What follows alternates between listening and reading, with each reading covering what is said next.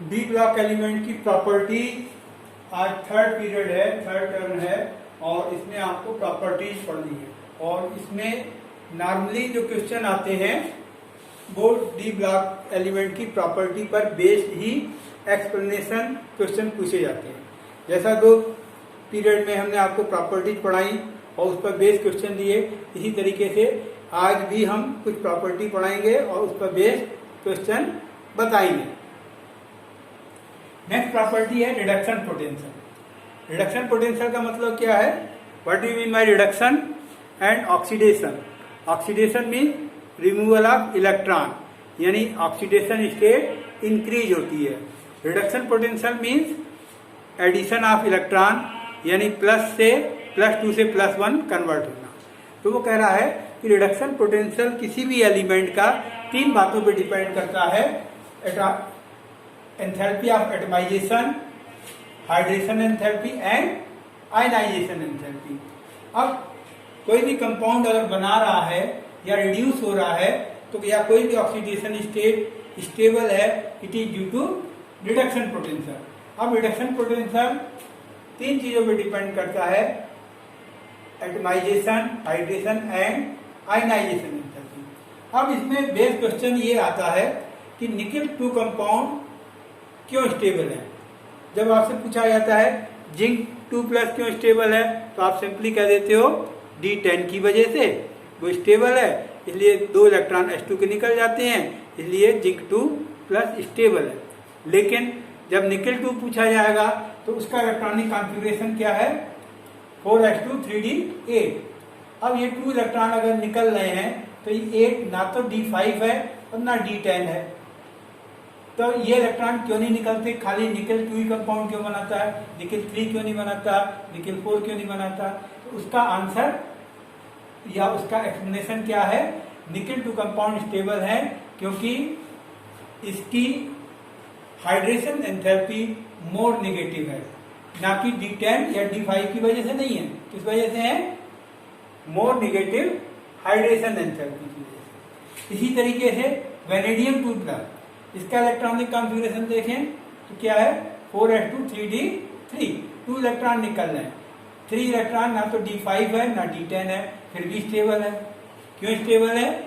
तो ये स्टेबल है, इसका आंसर तो सिंपली यही होगा, it is due to half filled T2G3।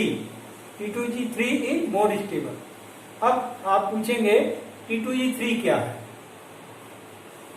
तो आगे आप जब कोऑर्डिनेशन कंपाउंड चैप्टर पढ़ेंगे तब आपको पढ़ाया जाएगा कि D ऑर्बिटल, D सबसेल में 5 ऑर्बिटल होते हैं, 1 2 3 4 5।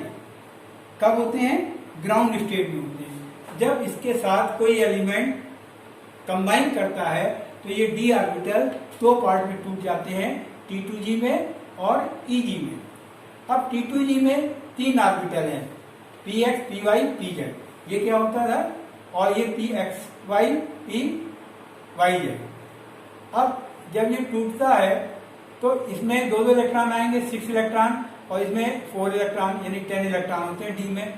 अब अगर T2G में 6 इलेक्ट्रॉन है तब भी स्टेबल है, फुल्ली फिल्ड। अगर 3 इलेक्ट्रॉन है T2G हाफ फिल्ड है, इट इज मोर स्टेबल। तो इसका रीजन क्या? वेनेडियम 2+ था, T2G 3 यानी हाफ फिल्ड मोर स्टेबल है, इसलिए vanadium 2+ compound are more stable.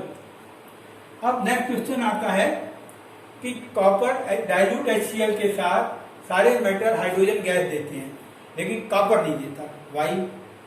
तो आंसर होगा copper does not react with HCl to give hydrogen. Y?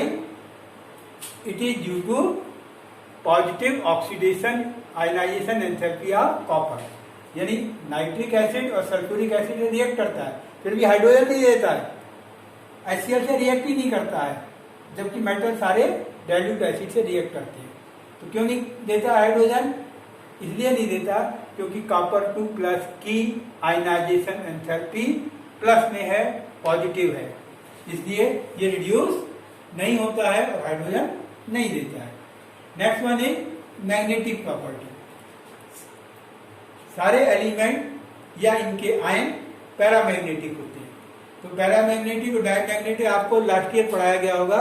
क्या होता है, जिन एलिमेंट में अनपेयर इलेक्ट्रॉन होते हैं वो मैग्नेटिक फील्ड में वीकली अट्रैक्ट होते हैं, उनको हम पैरामैग्नेटिक कहते हैं। और जिन इलेक्ट्रॉन एटम या आयन में इलेक्ट्रॉन पेयर्ड होते हैं, इवन नंबर में होते हैं, वो मैग्नेटिक फील्ड में वीकली रिपेल होते हैं, उनको हम डायमैग्नेटिक कहते हैं। क्योंकि डी ब्लॉक एलिमेंट में अनपेयर इलेक्ट्रॉन होते हैं, इसलिए डी ब्लॉक एलिमेंट पैरामैग्नेटिक होते हैं, और जितने ज्यादा अनपेयर इलेक्ट्रॉन होंगे उतना पैरामैग्नेटिक ज्यादा होगा। अब क्वेश्चन पूछा जाता है, why transitional element form coloured ion. अब ट्रांजिशनल एलिमेंट को अगर आप याद करो, कॉपर के साथ ब्लू कलर के होते हैं, आयरन के साथ लाइट ग्रीन कलर के होते हैं। क्यों कलर्ड होते हैं? It is due to unpair electron and d transition. हालांकि इसमें और डिटेल में अगर आप जाएंगे तो ये कहा जाता है डी ट्रांजिशन का मतलब क्या है, T2G से EG में जाना, EG से 2TE में जाना, यानी डी ऑर्बिटल में ही इलेक्ट्रॉन आपस में एक्सचेंज करते हैं। क्यों करते हैं? सनलाइट से जब एनर्जी आती है तो वो उसको एब्जॉर्ब करते हैं, इलेक्ट्रॉन की एनर्जी बढ़ जाती है, इलेक्ट्रॉन डी की एक ऑर्बिटल से दूसरी ऑर्बिटल में शिफ्ट कर जाता है, और remaining part of energy appear in the form of colour. Next question, why transitional element act as catalyst, या इनके अंदर कैटलिस्टिक प्रॉपर्टी क्यों होती है?